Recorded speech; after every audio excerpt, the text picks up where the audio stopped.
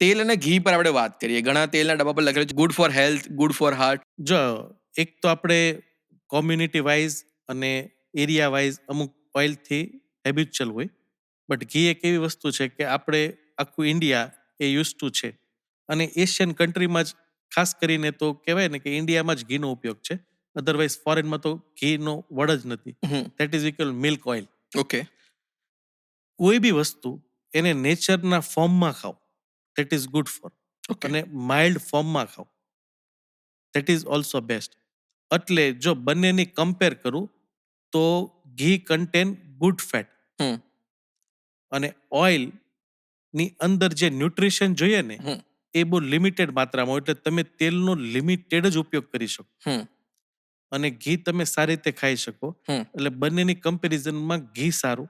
હમ. અને તેલમાં વાપરવું હોય તો તલનું તેલ સૌથી સારું, હમ. એ પણ કાચી ઘાણીનું, ઓકે.